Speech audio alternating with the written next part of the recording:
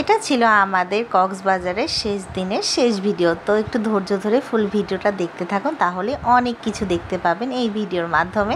তা আমরা শেষ দিন সকাল সকাল ঘুম থেকে উঠে এই রেস্তোরাঁয় খাওয়া দাওয়া করে একদম বিচে চলে যাই।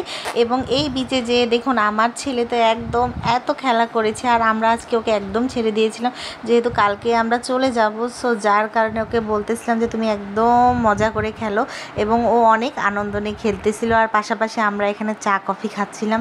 আর এই বিচের মধ্যে এই চা কফি খেতে কিন্তু দারুণ লাগে। আমরা যতবারে এই বিচে এসেছি ততবারে চাটা আর কফিটা খেয়েছি, অনেক মজা ছিল। দেন এই দেখুন এই বিচটাকে শেষবারের মতো একটু ভিডিও করে নিচ্ছিলাম, যেহেতু আমরা কালকেই সকালে চলে যাব, আর তো আমরা দেখতে পাবো না, আর অনেক বেশি মিস করবো এই কক্সবাজারকে। তো একটু ভাবতেছিলাম যে একটু কাছ থেকে সমুদ্রটাকে একটু দেখে আসি। তো এই সমুদ্র আমি যতবারে দেখি ততবার আমার কাছে এত বেশি ভালো লাগে। যাই হোক, আমার জামাই আর আমার ছেলেকে এখন পানিতে নামিয়ে দেবো, মানে ওরা দুইজন এখন গোসল করতে যাবে, যদিও বা বেশি দূর যাবে না, কারণ আমার জামাই একদম সাঁতার কাটতে পারে না। আর আমার ছেলেটা যেহেতু ছোট, তাই ওরা বাবা ছেলে একদম কাছাকাছি থাকবে। আর আমার দেবর তো অনেক দূরে চলে গিয়েছে, ও যেহেতু একটু পানি বেশি পছন্দ করে, তো ও চলে গিয়েছে। দেন আমরা বাসায় এসে গোসল টোসল করে ফ্রেশ হয়ে এখন আমরা চলে যাব দুপুরের খাবার খেতে। আর এই দুপুরের খাবার খেতে আমরা চলে এসেছিলাম স্বপ্নপুরী রেস্তোরাঁতে।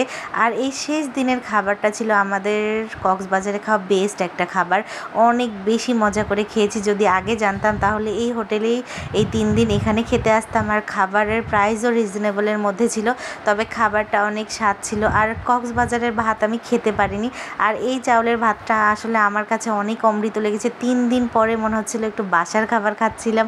আর এখানে তো এখানকার যে ডালটা অনেক মজা ছিল। তো এখানে আমার জামাই আমার দেবর ওরা মুরগির মাংস দিয়ে খাচ্ছিল, আর আমি মাছ নিয়ে নিয়েছিলাম। দেন খাওয়া দাওয়া শেষ করে আমরা চলে এসেছিলাম নাজিরাটেক শুটকি পল্লীতে, যেহেতু বাসার জন্য অনেকগুলো শুটকি নিতে হবে। আর শুটকি আমার এত পছন্দ, আর এখানে তো শুটকির সাইজগুলো দেখে আমি পুরাই অবাক। একদম আমার থেকে বড় বড় শুটকি এখানে আসলে ঝুলিয়ে দিয়ে রেখেছে। আমি তো জীবনের প্রথম ফার্স্ট এত বড় বড় শুটকি মাছ দেখলাম, আমার কাছে তো অনেক অনেক বেশি ভালো লেগেছে। দেন আমার ছেলে তো এই মাছগুলো নিয়ে এত সুন্দর খেলা করতেছিল। দেন আমার দেবরও কিন্তু এখানে চলে এসেছে, ও নাকি শুটকি নেবে। দেন আমরা কিন্তু অনেক শুটকি নিয়েছিলাম, এক কথায় প্রায় 2,500-3 হাজার টাকার আমরা শুটকি নিয়েছিলাম, এবং সেই শুটকিগুলো কিন্তু আমরা এখনও খাচ্ছি বাসায়। অনেক অনেক মজা এই শুটকিগুলো, আর অনেক টাটকা। যে এখানে কিনে দেখতেছি যে ওরা একদম রোদে শুকিয়ে আপনার চোখের সামনে শুটকি বানাচ্ছিল। আর এই 1 প্যাকেট চ্যাপা শুটকিটাও আমি নিয়ে নিয়েছি। চ্যাপা শুটকি কিন্তু আমার খুব খুব পছন্দের একটা খাবার। এইখান থেকে আমরা এখন শুটকি পল্লী থেকে বের হয়ে চলে যাব কোথায় সেটা দেখার জন্য। হইলে কিন্তু ধৈর্য ধরে আর একটু ফুল ভিডিওটা দেখতে থাকুন। যেহেতু রাত হয়ে গিয়েছে, তাই ভাবতেছিলাম যে রাতের খাবার নিয়ে যাই। আর এই হলুদ বাদামগুলা আমি কক্সবাজারে ফার্স্ট টাইম দেখেছি। হলুদ বাদামগুলো কিন্তু একটু খেয়েও দেখেছিলাম, আমার কাছে বেশি ভালো লাগেনি। এটা নাকি সিদ্ধ করে খায়, যাই হোক বেশি ভালো লাগেনি। দেন রাতের খাবারের জন্য ডিম দিয়ে ডাল আর খিচুড়ি, তার সাথে সালাদ। এই মামা নাকি এখানে বিক্রি করে, অনেক নাকি মজা, তার সাথে এক ধরনের ভর্তা থাকে। তো আমরাও নিয়ে নিয়েছিলাম, আসলেই অনেক মজা ছিল। বাসায় এসে মজা করে খেয়েছি। দেন পরের দিন সকালে এই যে একটা বড় রকি রেস্টুরেন্টে এসে খেতে এসেছিলাম। আসলে আমাদের বাস এখানে থেমেছিল।